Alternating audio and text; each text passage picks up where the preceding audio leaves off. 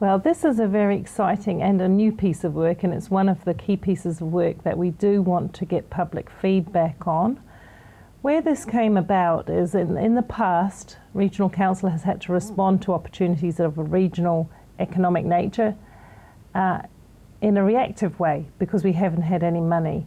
Things like the velodrome, for example, and cycleways across the region and other major infrastructure projects. Arising out of our conversations with the Mayoral Forum, we decided that it would be good to have some money available to develop to use for regionally significant projects. They have to be within the region, they have to drive economic benefits for the region, and at the same time they must enhance both the social environmental and cultural well-being of the region as well. And this will enable us, it's quite exciting from the point of view that it will enable us to be proactive about seeking partnership money from government, for example, for major projects in the Waikato. Mm-hmm. And I've got a Bay of Plenty background, that's where I'm from originally, and I've seen this sort of fund work well over there.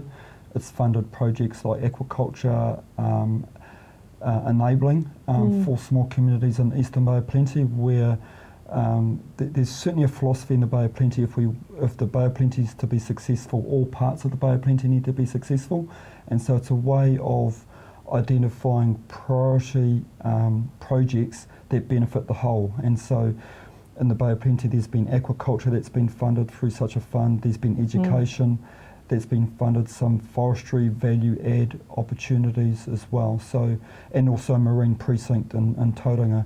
So it's not like a fund to only support part of a region, it's a fund generally that benefits all parts of a region, not knowing what projects may come forward, but that's the concept.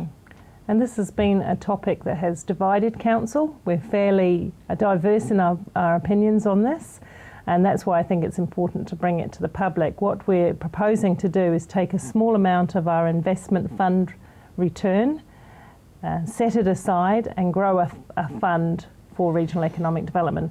So it starts off around 480,000 in the first year, and it grows till the fund could accumulate as much as 18 million over 10 years, provided nothing was spent.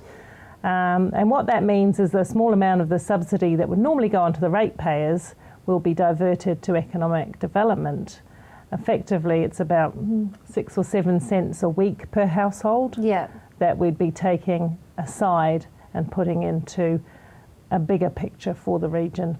Things that will benefit future generations, not just today's ratepayer. But as I say, wide range of views around council, love to hear from the community. What do they think?